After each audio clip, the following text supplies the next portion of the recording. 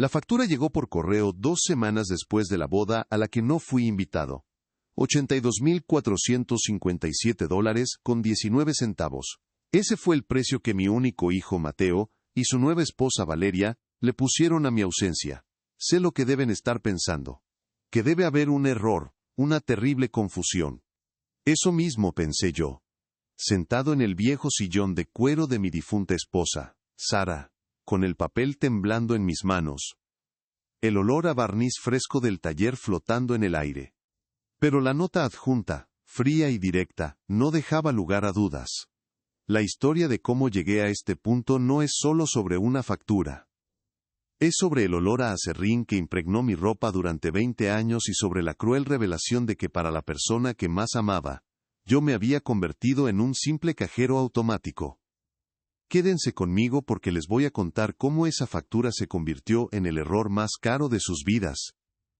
Si a usted le gusta esta historia, por favor dele like a este video, suscríbase al canal y comparta sus impresiones sobre esta historia en los comentarios.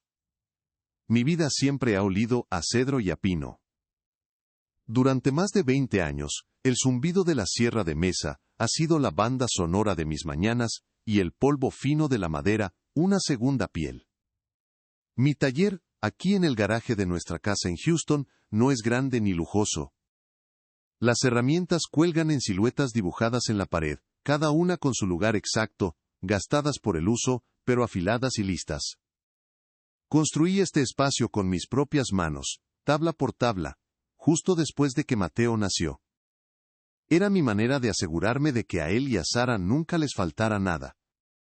Después de que Sara se fue, el taller se convirtió en mi refugio. Cada gabinete que ensamblaba, cada silla que restauraba, no era solo un trabajo. Era un propósito. Era para Mateo. El taller es mi corazón, pero la casa es mi alma. Es una modesta construcción de 2 pisos con pintura blanca, que ya pide a gritos una nueva capa y un porche delantero, donde Sara plantó rosales que todavía florecen cada primavera. No es mucho, pero cada rincón guarda una historia. En el marco de la puerta que conecta la cocina con la sala, una serie de líneas de lápiz marcan el paso del tiempo. La más baja dice, Mateo 3 años 1996. Recuerdo ese día. Sara lo sostenía, riendo, mientras yo marcaba su altura con mi lápiz de carpintero. Hay otra de 2004, que dice, casi tan alto como mamá, y la última de 2010, me pasó.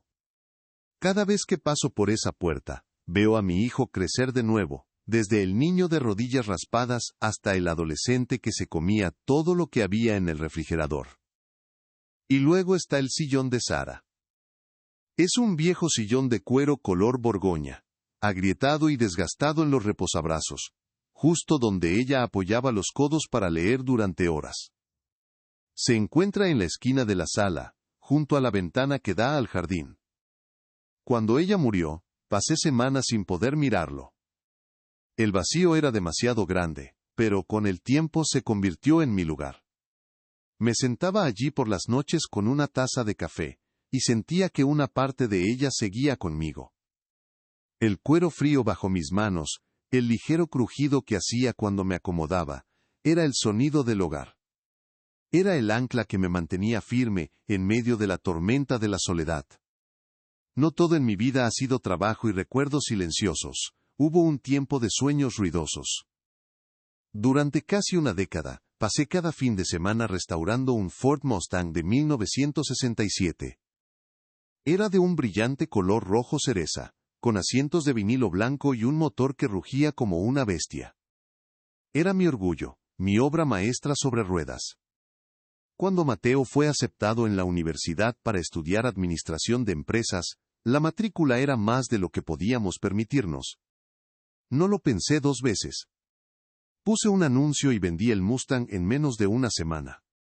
Mateo se sintió culpable. Papá, no tienes que hacer esto, me dijo, con la voz quebrada. Yo le puse una mano en el hombro. Un auto es solo metal, hijo, tu futuro no tiene precio. Y lo decía en serio.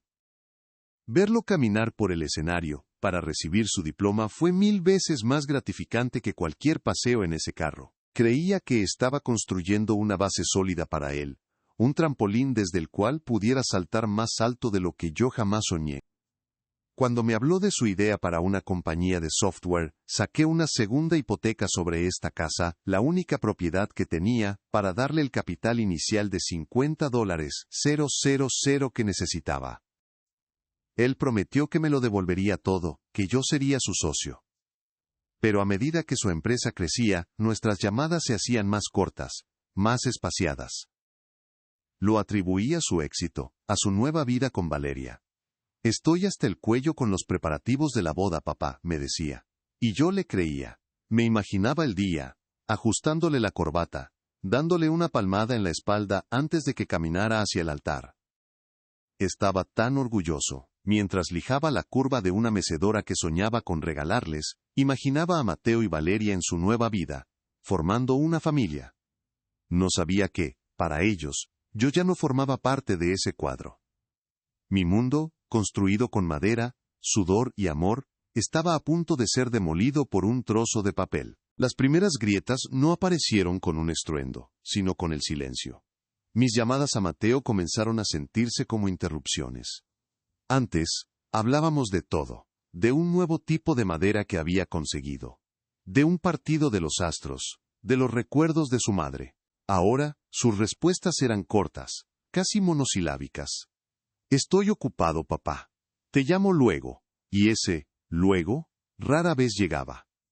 Cuando finalmente hablábamos, podía oír la voz de Valeria en el fondo, un murmullo dirigiendo la conversación, recordándole alguna cita o reunión. Sentí que ya no hablaba con mi hijo, sino con el asistente de una mujer a la que apenas conocía. Un domingo por la tarde, unas 6 semanas antes de la boda de la que yo aún no sabía nada, aparecieron en mi puerta sin avisar. Mateo lucía un suéter de cachemira que costaba más que mi sierra de cinta. Y Valeria llevaba un vestido blanco impecable que parecía fuera de lugar en mi porche de madera desgastada. Ella me saludó con una sonrisa que no le llegaba a los ojos y me entregó una botella de vino. Para usted, señor Vargas, dijo. No, Arturo. No, papá. Señor Vargas, como si yo fuera el plomero. Entraron y la vi escanear mi sala de estar. Sus ojos se detuvieron en el sillón de cuero de Sara, con su superficie agrietada y su forma hundida por años de uso. Hizo una mueca casi imperceptible. «¿Qué casa tan acogedora?», comentó, y la palabra acogedora sonó como un sinónimo de pequeña y vieja. Se sentaron en el sofá nuevo, evitando deliberadamente el sillón de mi esposa. Mateo parecía nervioso, jugueteando con el borde de su manga. Valeria, en cambio, tomó el control. Comenzó a hablar de sus planes, de la importancia de construir una marca personal, de las conexiones que estaban haciendo. Hablaba de su futuro como si fuera un proyecto corporativo, una fusión de 2 empresas prometedoras. La imagen lo es todo, ¿sabe?, me dijo, mirándome directamente. La gente invierte en el éxito, hay que parecer exitoso para hacerlo. Sentí una punzada fría en el pecho. ¿Era eso lo que yo representaba para ella? ¿Un carpintero con las manos callosas y la ropa cubierta de aserrín? ¿Una mala imagen para su marca? Mateo, sintiendo la tensión, trató de cambiar de tema. Papá, ¿por qué no le muestras a Valeria tu taller? Siempre te ha encantado. La sugerencia flotó en el aire, pesada e incómoda. Valeria forzó otra sonrisa. Oh, claro. Me encantaría ver dónde trabajas. La seguimos hasta el garaje. El olor familiar a cedro y barniz llenó el aire.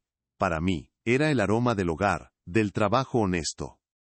Vi la nariz de Valeria arrugarse ligeramente, paseó la vista por mis herramientas colgadas en la pared, por las planchas de madera apiladas en un rincón. Vaya, dijo, pasando un dedo por una superficie y luego mirándolo con disgusto. Debe ser muy difícil trabajar con tanto polvo, y es un trabajo tan físico. No era una pregunta, era una sentencia. Fue entonces cuando Mateo me rompió el corazón sin siquiera levantar la voz. Se rió, un sonido nervioso y hueco. Sí, bueno, no todos podemos estar sentados frente a una computadora, ¿verdad, papá? Alguien tiene que hacer el trabajo sucio. Me miró, buscando mi aprobación, una sonrisa tonta en su rostro. Quería que yo validara el insulto, que me uniera a la broma a mis propias expensas. No dije nada. Solo lo miré. Al niño cuyas marcas de altura todavía estaban en el marco de la puerta. Al joven cuyo futuro había construido con ese mismo trabajo sucio. Él desvió la mirada primero, incapaz de sostener la mía. Valeria puso una mano en su brazo, como una reina reclamando a su peón. De vuelta en la sala, justo antes de irse, Valeria soltó el golpe final, con la misma ligereza con la que se habla del clima. Organizar una boda es increíblemente caro. Los lugares, la comida, es una inversión enorme para empezar nuestra vida de la manera correcta. Queremos asegurarnos de que todo sea perfecto, una base sólida. Mateo asintió a su lado, como un muñeco de ventrílocuo. Sí, una base sólida, repitió. La palabra inversión me golpeó como un martillo. La segunda hipoteca de $50,000. El Mustang de 1967, vendido en una semana, los 20 años de sudor y polvo. Todo había sido una inversión. Pero mientras los veía alejarse en su lujoso auto alemán, tuve la terrible sensación de que, para ellos, mi inversión ya había madurado. Y ahora, simplemente estaban liquidando el activo. Se fueron y la casa quedó en un silencio que pesaba más que nunca. Me senté en el sillón de Sara, el cuero frío y familiar contra mi espalda, y por primera vez en mi vida, me sentí completamente solo en mi propia casa. El silencio en la casa era un peso, una manta gruesa que ahogaba hasta el tic-tac del reloj de la cocina. Durante 2 días, la factura de $82,457.19 permaneció sobre la mesa de centro, junto al sillón de Sara. La miraba cada vez que pasaba, un monumento a la traición. No podía seguir así. Necesitaba oírlo de su boca.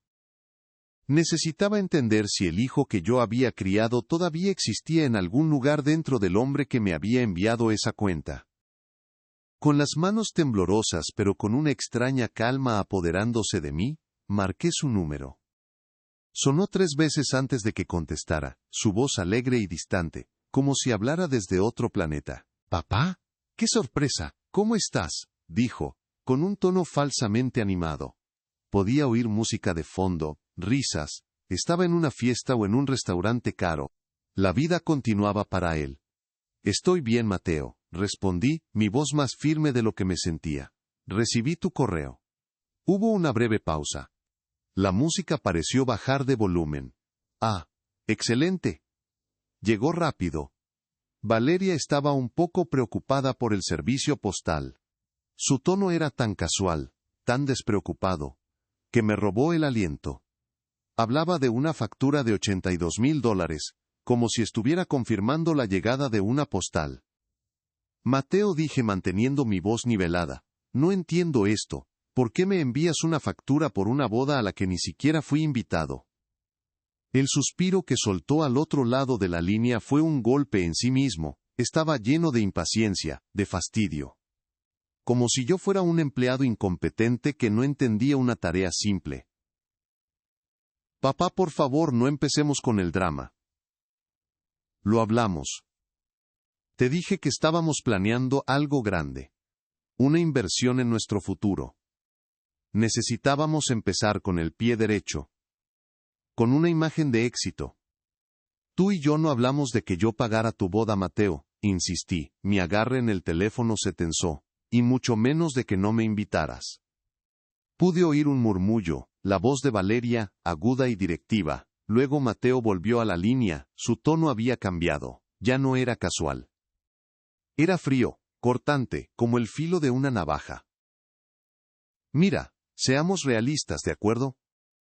Era un evento exclusivo en Hawái. Estaban los socios de mi suegro, inversionistas, gente importante. ¿Qué se suponía que hiciera? ¿Presentarte como mi padre? ¿El carpintero de Houston? Las palabras flotaron en el aire, venenosas y letales. «Tu ropa huele a aserrín, papá. Tienes callos en las manos. Te queremos, por supuesto, pero no, encajabas. Habría sido incómodo para todos, para ti y para nosotros». Silencio. Un silencio tan profundo que podía oír la sangre latiendo en mis oídos. Miré mis propias manos, las que él acababa de describir con tanto desprecio.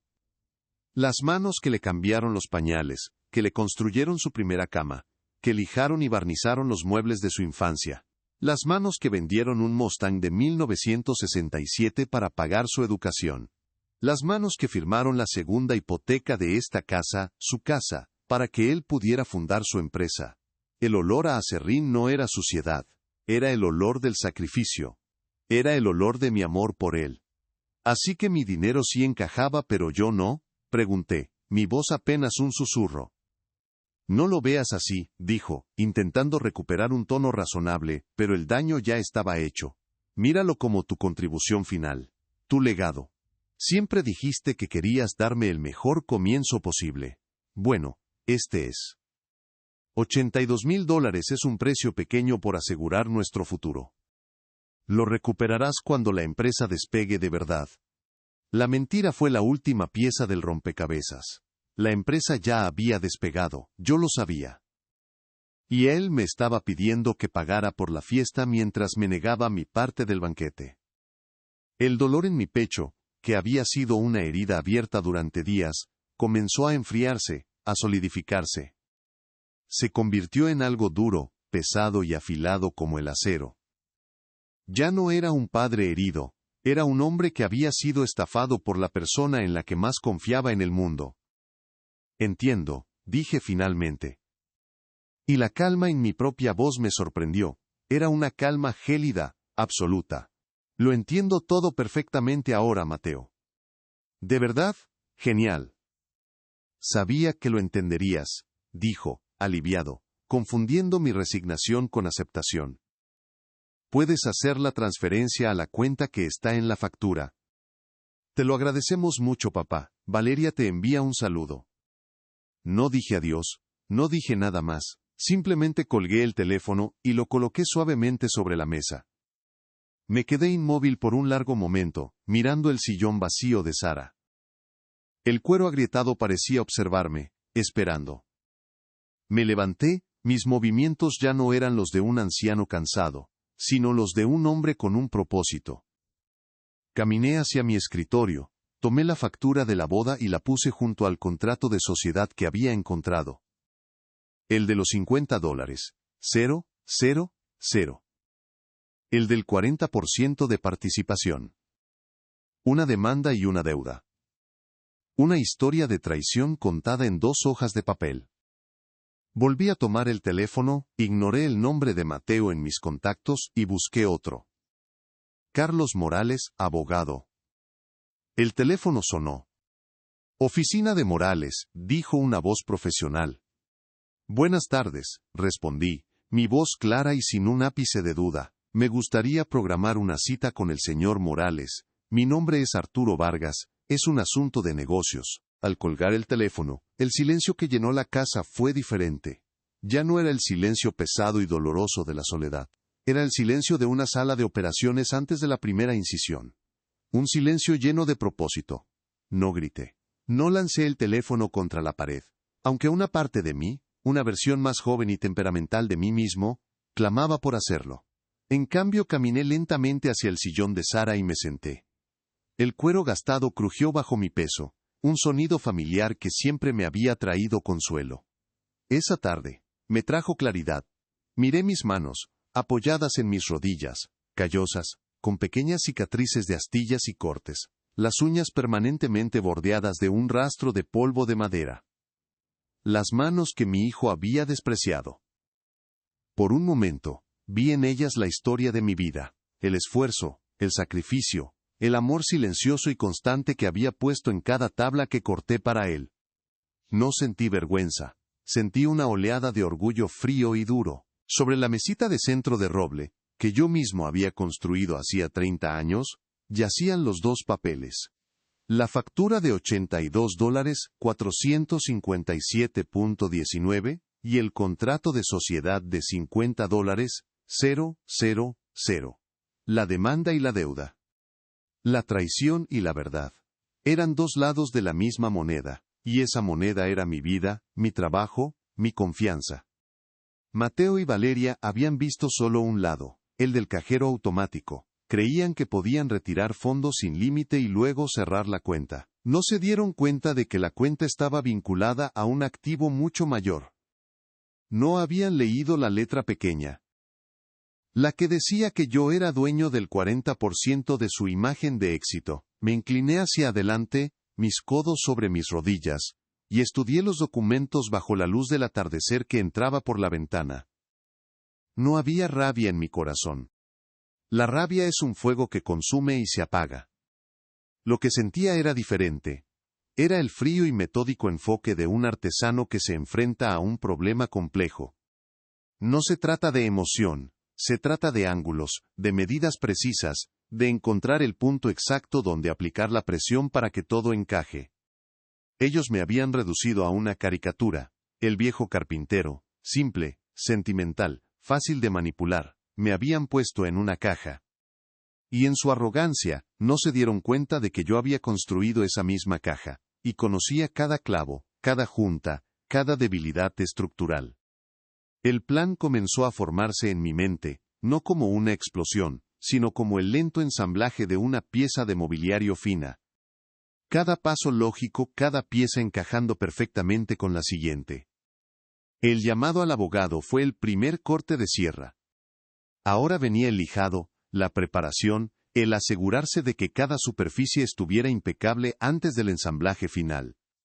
Me recosté en el sillón, el olor a cedro de mi ropa mezclándose con el leve aroma a lavanda que siempre pareció impregnar el rincón de Sara. Mateo tenía razón en una cosa. Yo no encajaba en su mundo de apariencias y conexiones superficiales. Pero ellos estaban a punto de descubrir que yo no necesitaba encajar. Iba a demoler su mundo desde los cimientos que yo mismo había construido. Y no iban a verlo venir. La oficina de Carlos Morales no olía a madera. Olía a cuero de libros, a papel caro y a un leve toque de café recién hecho. Estaba en el piso 27 de un edificio de cristal en el centro de Houston. Un mundo de acero y vidrio tan alejado de mi taller de garaje, como la luna lo está de la tierra. Me senté en una silla de cuero negro, tan suave que parecía absorberme, y coloqué mi viejo maletín de lona sobre mis rodillas. Mis manos, acostumbradas a la lija y el formón, se sentían extrañas sobre el caoba pulido de su escritorio. Carlos, un hombre de mi edad con el cabello plateado, y unos ojos agudos que no se perdían nada, me observaba en silencio mientras yo sacaba los dos documentos. Los puse uno al lado del otro, en el centro de la mesa. La factura de la boda de $82, 457.19 a la izquierda, y el contrato de sociedad, firmado el 12 de junio de 2015, a la derecha. Carlos se inclinó hacia adelante, se puso sus gafas de lectura y examinó los papeles. Leyó la factura primero, sus cejas se levantaron ligeramente. Luego, su atención se centró en el contrato. Lo leyó lentamente, 1, 2 veces. Sus dedos siguieron la cláusula 3b. Arturo Vargas, como socio inversionista, tendrá derecho al 40%, de todos los beneficios netos de la empresa. Innovatech Solutions, LLC.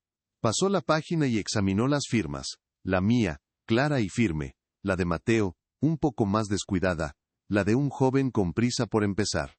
Finalmente, levantó la vista, se quitó las gafas y me miró directamente. Señor Vargas, dijo, su voz tranquila pero cargada de peso. Esto no es solo un contrato.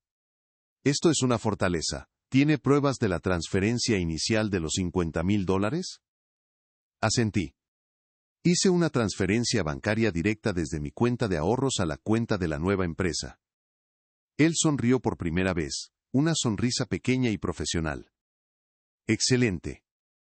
Eso lo hace irrefutable. Me explicó el proceso con una claridad que me tranquilizó. No habría gritos ni dramas en un tribunal, al menos no al principio. El primer paso sería una notificación formal, enviada por correo certificado a la dirección de la empresa y a su domicilio personal. La notificación informaría a Mateo de mi intención de ejercer mis derechos como socio, solicitando una auditoría completa de los libros contables de la empresa desde su fundación. Queremos ver cada dólar que ha entrado y salido de esa compañía, explicó Carlos, juntando las yemas de sus dedos. Salarios, bonificaciones, gastos, dividendos, todo. Le daremos un plazo de 30 días, hasta el 15 de septiembre de 2023, para que nos proporcione acceso completo. Si se niega, presentaremos una moción en la Corte para forzar la auditoría y, si es necesario, solicitaremos la congelación de los activos de la empresa hasta que se resuelva el asunto. El término congelación de activos sonó definitivo, como el golpe de un martillo. Le pregunté cuánto costaría iniciar el proceso. Mi tarifa de retención es de $5,000, dijo. Eso cubrirá la investigación inicial, la redacción y el envío de las notificaciones, y las primeras comunicaciones. Era una suma considerable, casi todo lo que tenía en mis ahorros después de años de ayudar a Mateo. Pero no dudé. Saqué mi chequera del maletín, y le extendí un cheque por $5,000. Era otra inversión, pero esta vez, era para mí. Al día siguiente, fui al banco. Era una sucursal pequeña y tranquila, la misma a la que iba con Sara. La cajera, una joven llamada María, me sonrió amablemente. Buenos días, señor Vargas. ¿En qué puedo ayudarlo? Le expliqué que necesitaba una copia certificada de una transacción de hacía 8 años. Mientras ella buscaba en el sistema, mi mente retrocedió a ese día de junio de 2015. Recuerdo la emoción de Mateo, sus ojos brillantes de sueños. Recuerdo haberle dicho, esto es para tu futuro hijo, haz que valga la pena. Nunca imaginé que valer la pena significaría borrarme de la ecuación. María regresó con una hoja de papel. Aquí está, señor Vargas. Transferencia bancaria del 12 de junio de 2015, por un monto de $50,000 exactos, a la cuenta de Innovakex Solutions, LLC. Me entregó el documento, sellado y firmado por el gerente. Tenía en mis manos la prueba de la semilla que yo había plantado, la misma que había crecido hasta convertirse en un árbol que ahora me negaba su sombra. Esa noche en casa el silencio no era opresivo, era expectante. Sobre la mesa de centro de roble, la que construí en el primer año de nuestro matrimonio, Organic con acento agudo mi arsenal. A la izquierda, la factura de la boda, con sus ridículos cargos por diseño floral y fotografía artística. A la derecha, el contrato de sociedad, con su lenguaje legal y vinculante. En el centro, la prueba certificada de la transferencia bancaria. 3 pedazos de papel. La historia de un padre, un hijo, y una traición contada en números y firmas. Miré hacia el sillón de Sara, medio iluminado por la luz de la lámpara de pie. Podía casi oír su voz, siempre práctica, siempre justa. Dales lo que se merecen, Arturo, parecía susurrar. Ni un centavo más, ni un centavo menos. Tomé el teléfono y le envié un correo electrónico a Carlos Morales con las copias escaneadas de todo.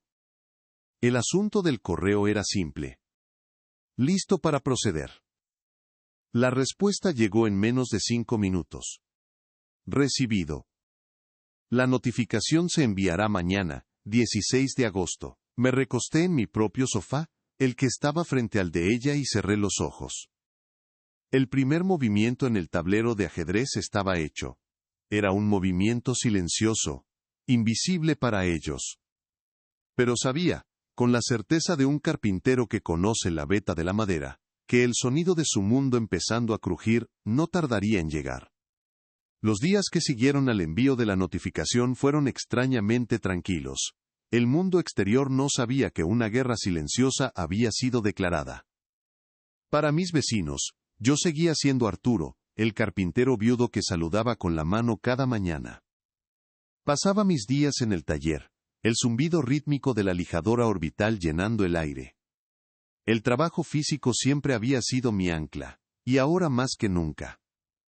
Cada movimiento preciso, cada unión perfecta, era un recordatorio de que yo era un constructor. Había construido una vida, una familia, un negocio para mi hijo. Y ahora, estaba construyendo un caso en su contra. La fecha límite que Carlos había establecido, el 15 de septiembre, se cernía en el calendario como una nube de tormenta lejana. Tenía 30 días para responder. No necesité esperar tanto. La llamada llegó el 28 de agosto, un martes por la tarde. El identificador de llamadas mostraba el nombre de Mateo.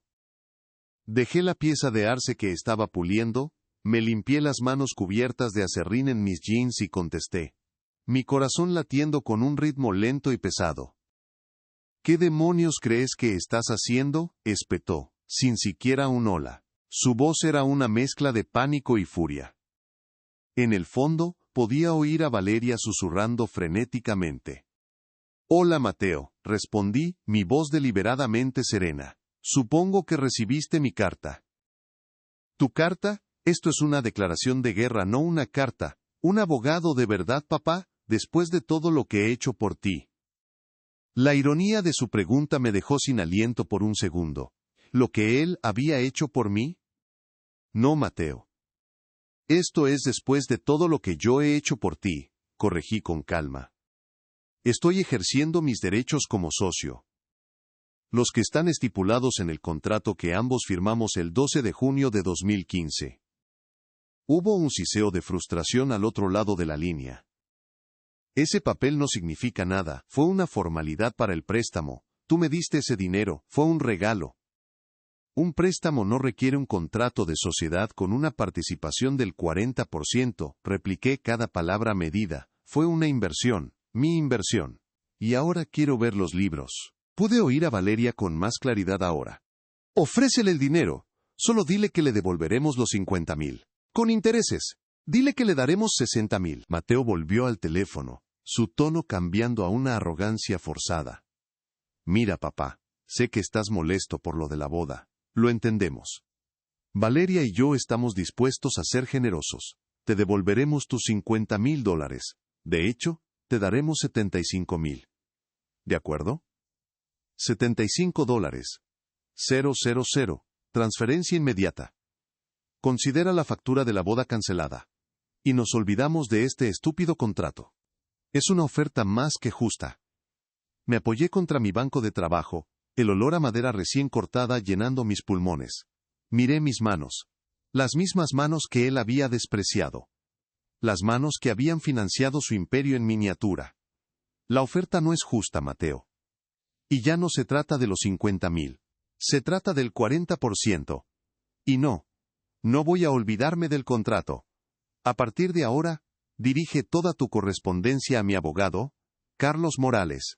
Su información de contacto está en la carta.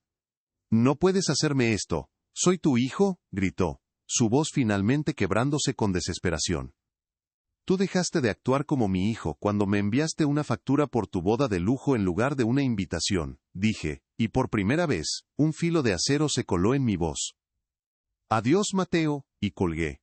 El silencio que siguió fue absoluto. No sentí triunfo, solo un profundo y agotador vacío. Había cruzado un punto de no retorno. El niño cuyas marcas de altura estaban grabadas en el marco de mi puerta, ahora era mi adversario legal. Me senté en un viejo taburete de madera, el que usaba cuando necesitaba descansar la espalda, y me quedé mirando las herramientas colgadas en la pared. Cada una de ellas representaba horas de trabajo, de sudor, de dedicación, todo para él, y todo había sido en vano. 3 días después, Carlos me llamó. Su tono era enérgico, casi alegre. Arturo, buenas noticias. Mordieron el anzuelo. Y están sangrando en el agua. Me informó que había recibido una llamada furiosa del abogado de Mateo, un tal Julian Croft. Croft había empezado con amenazas, hablando de contrademandas por acoso y extorsión emocional. Carlos, según me contó, simplemente se había reído. Le dije que nos veríamos en la corte, y le recordé que la primera moción que presentaríamos sería para congelar todos los activos de la empresa, hasta que se completara la auditoría. La llamada cambió de tono muy rápidamente. Fue entonces, cuando Carlos me dio los números. Miembros de su equipo habían hecho una investigación preliminar, utilizando registros públicos y análisis de la industria. Arturo.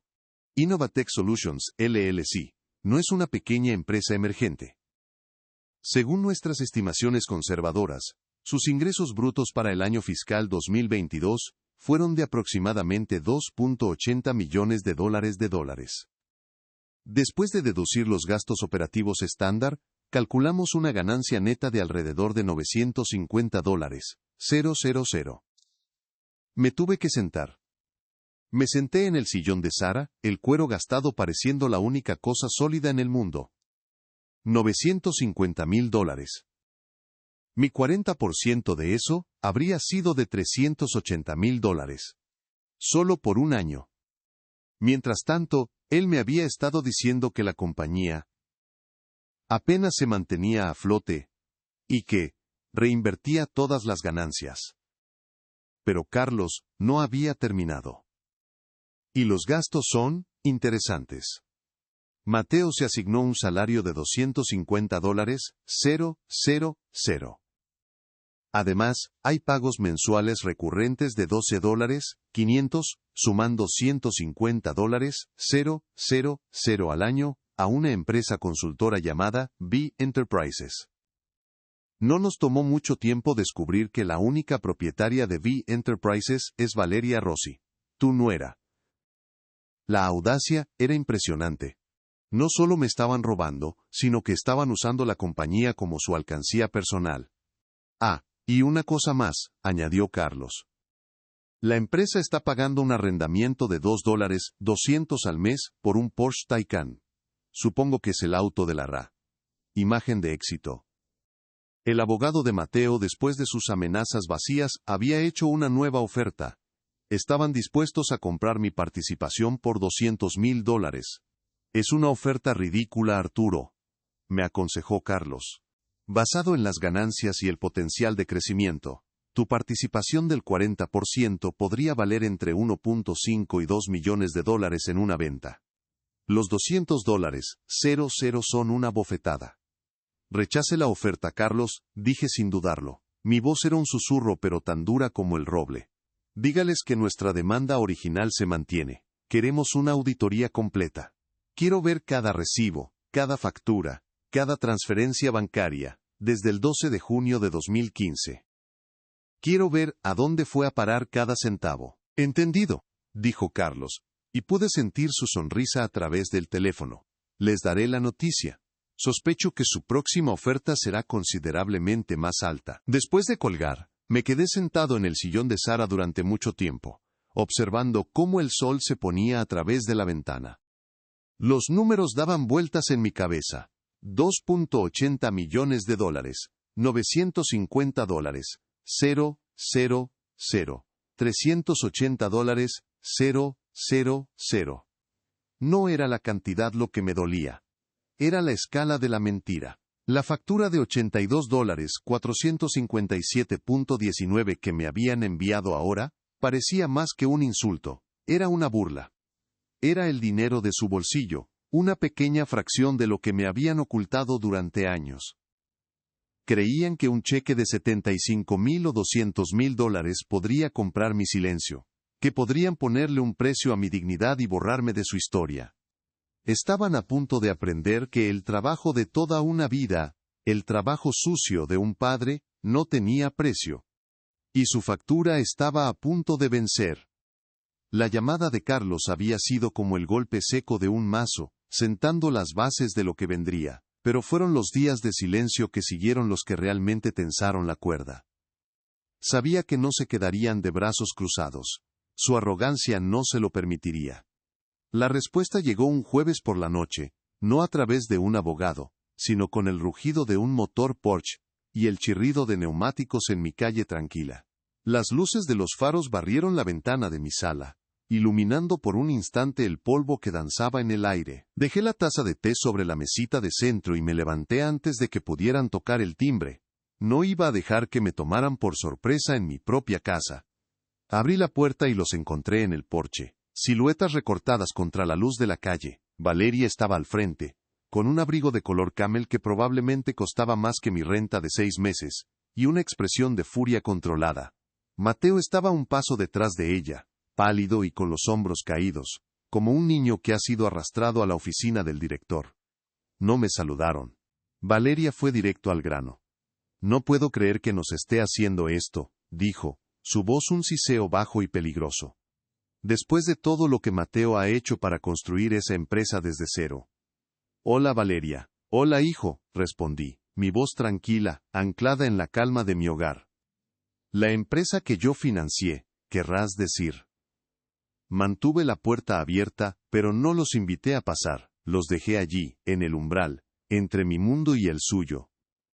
Eso fue un regalo, espetó Mateo, encontrando finalmente su voz. Sonaba estridente, desesperada. Un padre ayuda a su hijo, no lo usa para chantajearlo años después. Un regalo no viene con un contrato de sociedad del 40%, Mateo. Una inversión sí, repliqué, sin levantar la voz. Y una factura de $82,000 no es un regalo. Es una demanda. Ustedes establecieron las reglas de esta nueva relación. Yo solo estoy jugando con ellas. Valeria dio un paso adelante, su perfume caro invadiendo mi espacio.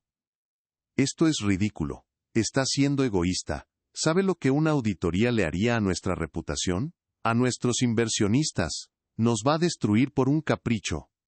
La miré directamente a los ojos. Mi reputación como padre no pareció importarles mucho cuando decidieron que no encajaba en su boda de lujo. Mi dinero, sin embargo, encajaba perfectamente.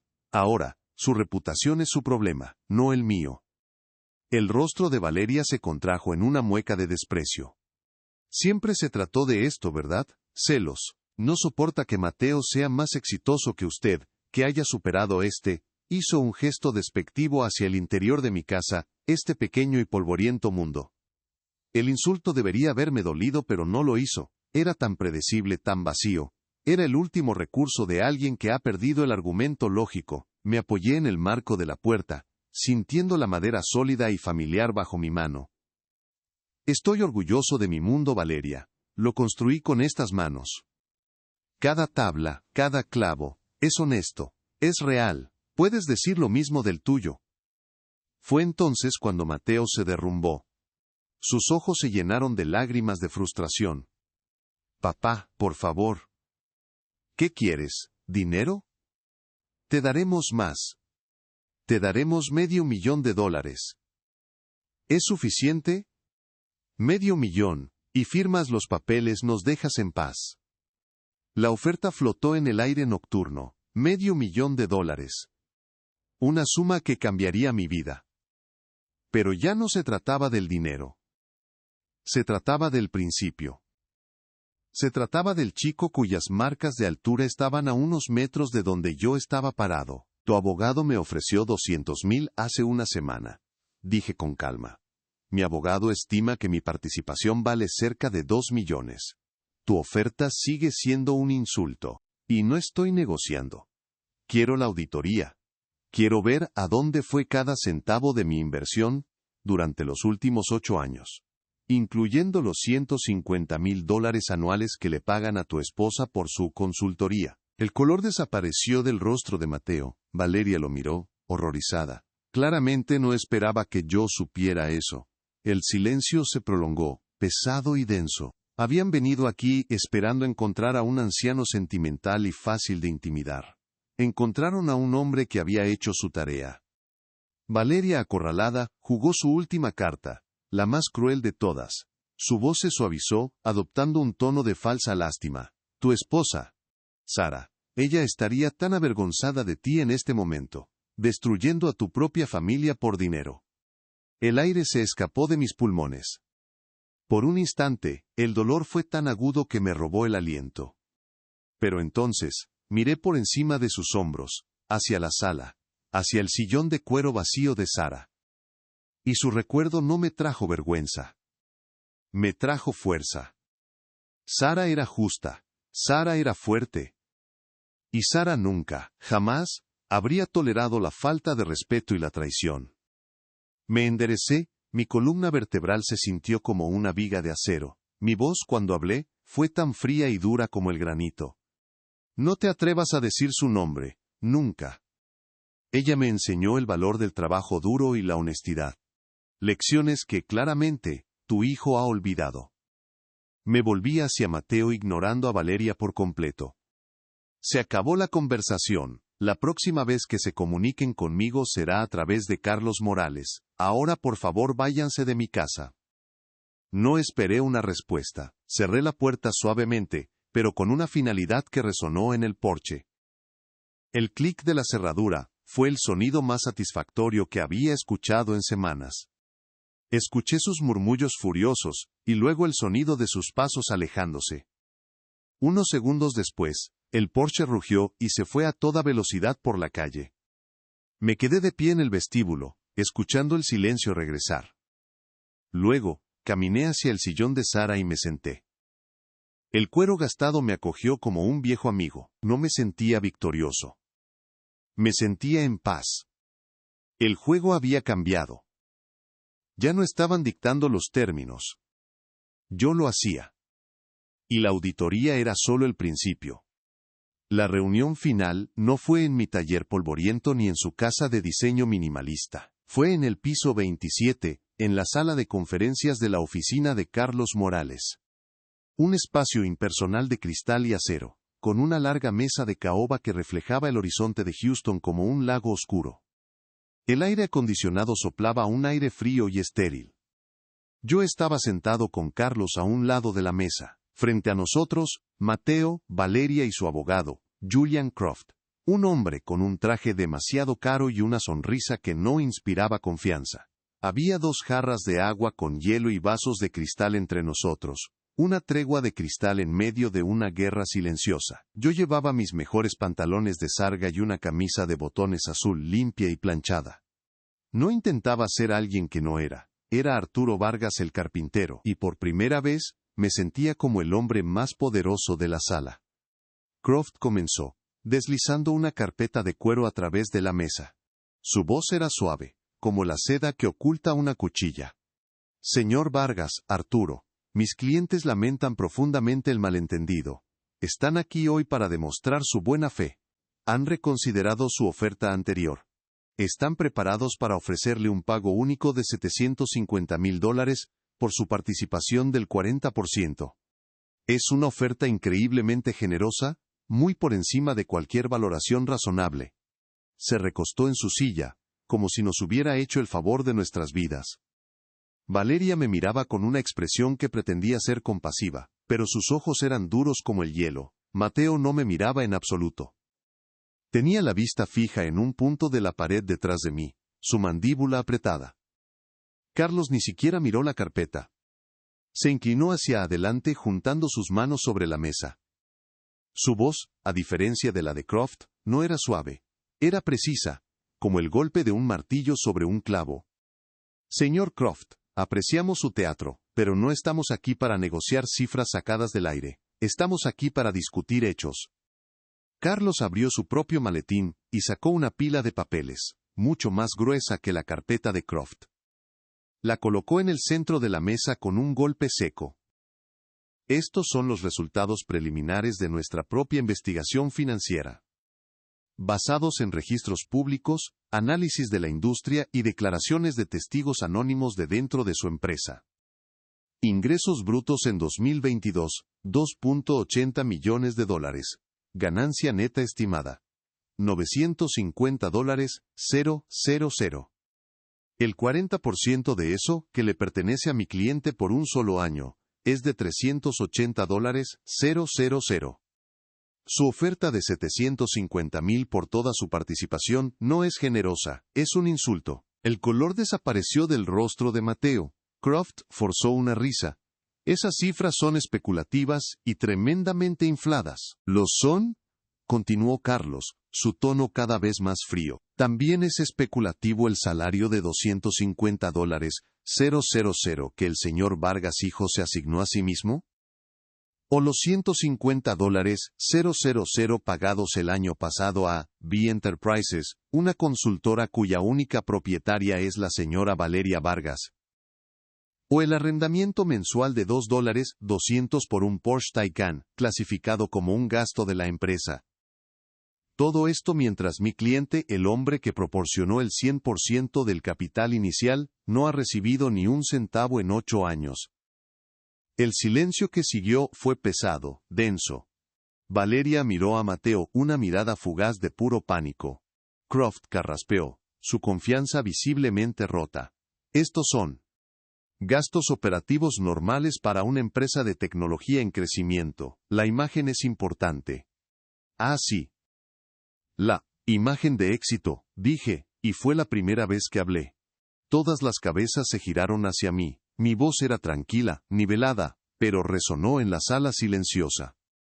Miré directamente a mi hijo. Me hablaste de eso, Mateo. Dijiste que yo no encajaba en esa imagen.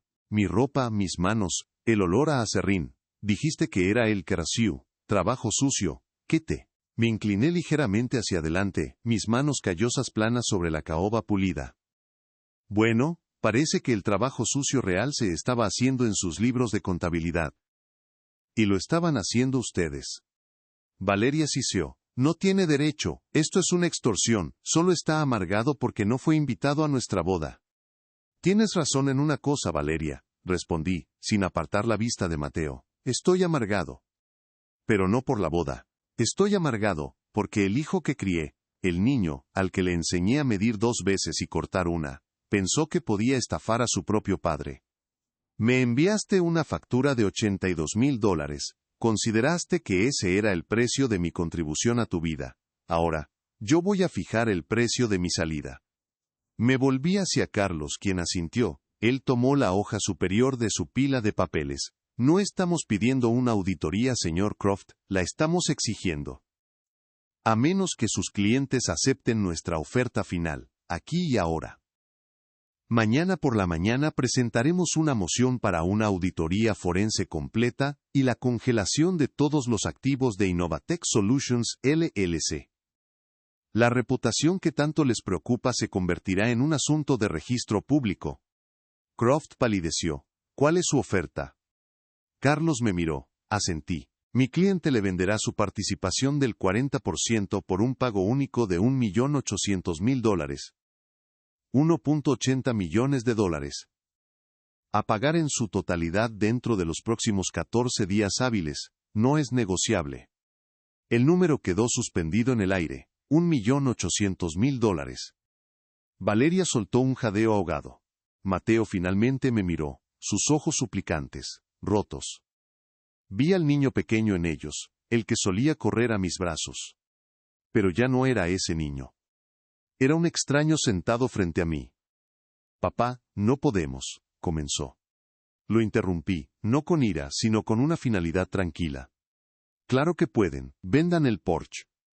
Liquiden algunas de esas inversiones, no con es. Cierren la consultora de tu esposa. Lo resolverán. Siempre lo haces. Me levanté de mi silla, el movimiento lento y deliberado. Alicé mi camisa. Tienen 24 horas para dar su respuesta a Carlos. Pero ya sé cuál será. Miré por última vez a mi hijo, el exitoso hombre de negocios que había construido su imperio sobre una base de mentiras. Espero que la boda haya valido la pena. Sin otra palabra me di la vuelta y caminé hacia la puerta. Carlos me siguió. No miré hacia atrás. No necesitaba hacerlo. Podía sentir el colapso de su mundo a mis espaldas, un sonido más satisfactorio que el de cualquier sierra cortando la madera más fina.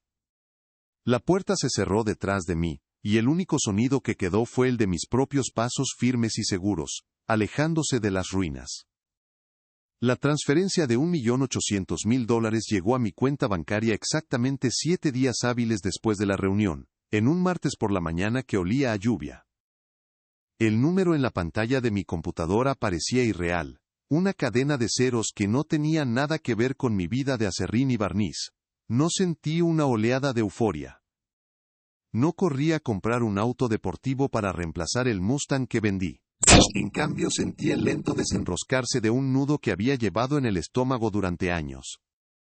Era el peso de una segunda hipoteca, el miedo silencioso de un hombre que envejece y que ha dado más de lo que tenía. Lo primero que hice fue caminar, no conducir, hasta la sucursal del banco local. Me senté con el gerente, el señor Jiménez, un hombre amable que me conocía desde hacía 15 años, y pagué el saldo restante de la segunda hipoteca. El documento de liberación del gravamen, con su sello oficial y su lenguaje formal, se sentía más valioso que el $1.000.000 en mi cuenta. la casa, el alma de Sara y mía, estaba a salvo. Era completamente mía de nuevo, libre de deudas y de las promesas rotas de un hijo. Después, fui a la ferretería y compré una nueva sierra de cinta de la marca Laguna. Una máquina de precisión con la que siempre había soñado, no porque la necesitara, sino porque la quería. Fue un regalo del carpintero para sí mismo. No he vuelto a saber de Mateo ni de Valeria. A través de un primo, escuché que vendieron la casa y se mudaron a Austin, probablemente para escapar de los susurros y las miradas de una comunidad empresarial que ahora conocía su historia. A veces por la noche, cuando el silencio de la casa es más profundo, me pregunto si alguna vez se arrepiente. El dolor por el hijo que perdí sigue ahí, una cicatriz fina y plateada en mi corazón, pero ya no sangra. He llegado a aceptar que el niño cuyas marcas de altura todavía están en el marco de la puerta de la cocina, ya no existe. Esas marcas ya no son un recordatorio doloroso de lo que perdí, sino un monumento a lo que di libremente. Y mi cuenta, en todos los sentidos, estaba saldada. Ahora paso las tardes sentado en el viejo sillón de cuero color borgoña de Sara. Durante años, fue mi ancla en la soledad. Luego, se convirtió en mi sala de guerra, el lugar desde donde planeé cada movimiento. Ahora, es simplemente un lugar de paz. El cuero gastado y agrietado ya no me parece un símbolo de pérdida, sino de resistencia. Ha soportado el peso del dolor, la tensión de la estrategia, y ahora sostiene el ligero peso de un hombre en paz. La semana pasada, llamé a un viejo amigo, un tapicero. No para reemplazar el cuero, sino para restaurarlo. Para nutrirlo, reforzar las costuras y devolverle el brillo, honrando las grietas y las marcas como parte de su historia. Un nuevo capítulo para un viejo amigo. Mi vida ha vuelto a oler a cedro y a pino. Estoy construyendo pequeños juguetes de madera, carritos y bloques para donarlos al hospital infantil local. El trabajo es lento, meticuloso, y no me genera ni un centavo. Pero cada pieza que elijo, cada rueda que ajusto, se siente como la inversión más valiosa que he hecho en mucho tiempo. He aprendido que la verdadera riqueza no se mide en cuentas bancarias, sino en la dignidad con la que te levantas cada mañana. Mi nombre es Arturo Vargas, y soy un constructor. Y finalmente, después de mucho tiempo, estoy construyendo algo para mí. Si a usted le gustó esta historia, no olvide dejar su like, suscribirse al canal y escribir en los comentarios qué le pareció. Quiero mucho saber su opinión. Aquí siempre encontrará historias que emocionan, sorprenden y traen lecciones para llevar en la vida. Al final, la lección más grande no estaba en los ceros de esa transferencia bancaria. El dinero fue simplemente la herramienta que usé para enderezar algo que se había torcido, como se usa una prensa para corregir una tabla deformada. La verdadera lección es que no se puede mendigar respeto, ni siquiera de tu propia sangre. El respeto se gana, y cuando te lo niegan, tienes la obligación de exigirlo para ti mismo, con la cabeza en alto y las manos firmes. Mi hijo y su esposa construyeron su vida sobre una base de apariencias. Una casa de naipes brillante pero vacía que se derrumbó con el primer soplo de verdad. Yo, en cambio, he pasado mi vida construyendo cosas con madera maciza, cosas honestas hechas para durar. Y eso es lo que elijo seguir haciendo. He aprendido que a veces, el acto más grande de amor no es aferrarse, sino soltar. Cerrar una puerta para poder abrir la de tu propio taller y volver a escuchar el sonido de la sierra. No como una obligación o un sacrificio, sino como la música de tu propia libertad recuperada. No dejen que nadie les ponga un precio a su dignidad. Es el único tesoro que, una vez que lo pierden, ninguna cantidad de dinero puede comprar de vuelta. Si a usted le gustó esta historia, no olvide dejar su like, suscribirse al canal y escribir en los comentarios qué le pareció. Quiero mucho saber su opinión. Aquí siempre encontrará historias que emocionan, sorprenden y traen lecciones para llevar en la vida.